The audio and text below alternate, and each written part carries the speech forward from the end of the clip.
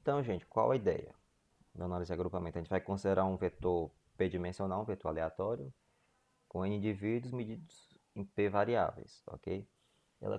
Essa técnica de análise de agrupamento ela consiste, né, em um conjunto de procedimentos numéricos, algoritmos, cujo objetivo é agrupar os indivíduos ou separar de acordo com a similaridade ou dissimilaridade, tá? Então a gente vai ter que fazer o quê? Primeiramente, vai ter o banco de dados e tem as medidas de similaridade e de dissimilaridade, tá? Então a gente vai calcular essas medidas entre esses indivíduos e depois, dentro dessa matriz de distâncias ou dessas medidas, a gente aplica um algoritmo que vai agrupar esses indivíduos, ok? Essa análise ela pode ser ordenada como por tipos de variáveis, né, para ser transformadas ou não, por medidas de associação para qualitativo, ou seja, se você tem medidas qualitativas e quer ver a similaridade, então a gente utiliza medidas de associação para ver quais indivíduos são mais parecidos de acordo com as medidas dele. Por exemplo, vou classificar indivíduos de acordo com cor da pele, estado civil, grau de instrução, cor dos olhos e tudo isso aí a gente vai fazer isso de forma qualitativa. Correlação de forma quantitativa mais para variáveis e medidas de distância para qualitativo e quantitativo, tá certo? Então a gente vai ver algumas formas de quantificar a distância ou a similaridade entre as observações e ou variáveis, tá certo? Depois que a gente faz isso, o próximo passo vai ser o algoritmo. Então, como eu falei, calcula a medida de similaridade e depois aplica o algoritmo para fazer os agrupamentos, tá? Dentre essas medidas, a gente vai ver algumas delas. A gente vai ter primeiramente a medida euclidiana, né, ou a distância euclidiana, está caracterizada dessa forma, bem simples, né? Ela vai pegar x menos y, linha vezes x menos y. Então, eu vou pegar, se eu tenho 5 variáveis, eu vou pegar essas diferenças entre os indivíduos. Então, eu não vou pegar, por exemplo, o peso de um com a altura do outro. Eu vou pegar o peso de um indivíduo menos o peso do outro indivíduo, né?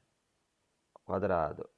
Aí depois, mais a altura do indivíduo menos a altura do outro indivíduo ao quadrado, mais circunferência abdominal de um indivíduo menos a do outro, aí pega essa diferença e leva ao quadrado, como está aqui na forma. Então faço tudo isso, né? Lembra muito uma hipotenusa, né, de um triângulo retângulo. Aí você depois tira a raiz. É uma medida extremamente simples. Obviamente a gente não vai fazer isso na mão, né? O computador faz para a gente, o software.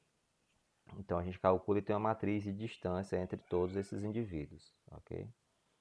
A distância estatística é extremamente parecida com a euclidiana. A diferença é que você vai ponderar o quadrado dessas diferenças, né, pelo o desvio da variável.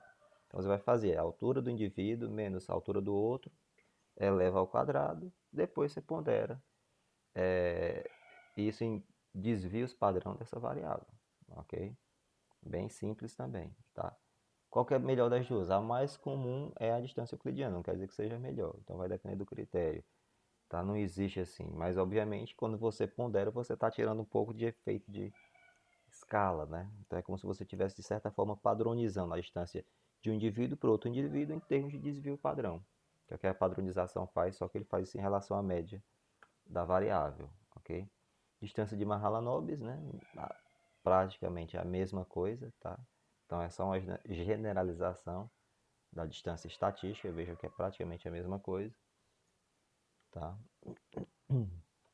Distância de Minkowski, que ele basicamente ele pondera como se fosse uma média geométrica, tá? Então ele pega a média geométrica, né, dos quadrados, aliás, você vai levar também a mésima potência. Então, você pega a distância, né, de um indivíduo para o outro, dentro de cada variável, e em módulo você eleva isso a mésima potência, ok? E depois tira a raiz de ordem m, tá certo? Mas são medidas, essa é menos utilizada, mas pode ser também utilizada. Então, estou só mostrando. A que é mais comum é a euclidiana, tá? E é estatística, mas não quer dizer que você tenha que utilizar uma ou outra. Então, eu estou colocando aqui as opções, algumas delas, que tem várias. Então, eu estou colocando as principais para vocês terem acesso a essa informação. O coeficiente de correlação, obviamente, ele conhecidíssimo pela gente, ele vai ser para agrupar variáveis. Então, essas medidas que eu falei até agora eram para indivíduos, essa é para variável, tá certo? E para variáveis binárias, a gente vai ter os indivíduos, né? E de acordo com o valor que ela assume, se é sim ou não, você vai ter essas medidas. Então, essas, esse slide aqui é para variáveis binárias. Então, você é casado, sim ou não, tá? Você se considera pardo, sim ou não? Então, você vai ter um conjunto de variáveis binárias que você vai utilizar critérios para avaliar a similaridade entre esses indivíduos de acordo com variáveis binárias, tá certo? Então, tem aqui, ó, A, valor do número de coincidência do tipo 1, ou seja, sim, sim. B, do tipo sim e não. C, do tipo não e sim. E D, do tipo não e não. Então, quanto mais similaridade, você vai ter valores específicos para esse A, B, C e D, ok? Aí, depois que você obtiver esses valores de A, B, C e D, que são as 4 combinações possíveis para variáveis binárias, aí vai ter essas 4 medidas, né? A mais comum vai ser essa de Jacquard, né? Coeficiente de Jacquard, mas todas elas são muito parecidas, ó. Distância binária de Sokal, ó, aí tem essa fórmula. Coeficiente de coincidência simples, essa forma específica. O Jacquard, e Sorenzo e Neily, também são os dois últimos, tá? Então, pela literatura, os mais utilizados, já está mais ou menos na ordem, são os de Jacquard e o de Sorenzo. Então, para medidas binárias, podem utilizar esses dois. Professor, são melhores que os outros? Praticamente a mesma coisa. Não vai fazer muita diferença, tá? Então, fica a critério de vocês utilizar. Então, o que eu recomendo, dependendo do que for fazer, olha na literatura e faz a referência, né? Mas não tem problema, tá?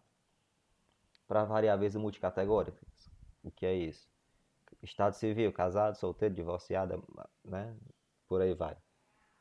Então, você vai ter várias categorias. Então, você vai ter aqui C, concordância, D, discordância. Bem simples. Ou seja, você tem um grupo casado e casado. Concordância. C, ele entra nessa contagem para C. Casado, qualquer outra medida que não seja casado, não casado, aí já entra na categoria D. E assim vai, ok?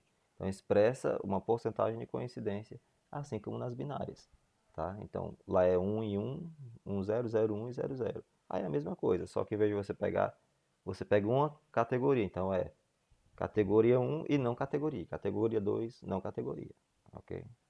Então vê se é só igual ou não, tá? Então, os tipos de agrupamento eles vão ser definidos de acordo com algoritmos. Então, depois que vocês têm essas medidas, a principal forma de fazer esse agrupamento vai ser pelo algoritmo. Quando a gente faz o algoritmo, a gente constrói um gráfico do dendrograma que ele serve para a gente ver, com base nas medidas, a forma que os indivíduos eles vão se agrupando e formando os grupos, ok? Então, falei das medidas, a próxima parte vai ser dos algoritmos de agrupamento, que é bem mais simples, ok?